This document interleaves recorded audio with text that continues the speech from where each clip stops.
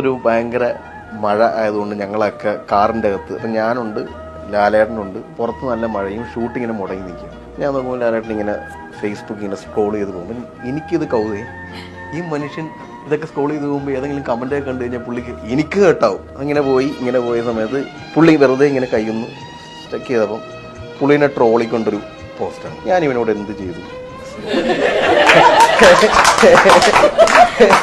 അപ്പം ഒരു സ്കൂളിൽ കുടുക്കുടാന്ന് പോയിട്ട് പിന്നെയും പുള്ളി ഇങ്ങനെ നോക്കും, ഏതോ ഒരു സെറ്റിൽ നിന്ന് മോഹൻലാലിന് ഇതെല്ലാം അറിയായിരുന്നു, എനിക്കെന്തറിയാം. അപ്പോൾ ഞാൻ സാർ ഇതൊക്കെ വായിക്കാറുണ്ടോ? നമ്മൾ വായിക്കണ്ടേ? അപ്പം ഈ മനുഷ്യൻ ഇതെല്ലാം കാണുന്നുണ്ട്, ഇതിനെപ്പറ്റി നടക്കുന്ന എല്ലാ കാര്യങ്ങളും ബോധർ ചെയ്യുന്നുണ്ട്. അപ്പം ഞാൻ പറഞ്ഞ ഒരു സിനിമയുടെ വിജയമോ പരാജയമോ അതിൻ്റെ ക്രോർ ക്ലബ്ബുകളോ അല്ലെങ്കിൽ ഡിസാസ്റ്ററുകളോ ഒന്നും ആ മനുഷ്യനെ ബോധർ ചെയ്യുന്നില്ല. അപ്പം എനിക്ക് ഈ 40-47 വർഷമായിട്ട് സിനിമകൾ ചെയ്യുന്ന ഒരാൾക്ക് അയാളുടെ സന്തോഷം എന്താണെന്ന് ചോദിച്ചു കഴിഞ്ഞാൽ എപ്പോഴും ഹാപ്പി ആയിട്ടിരിക്കുക എന്നുള്ളതാണ്.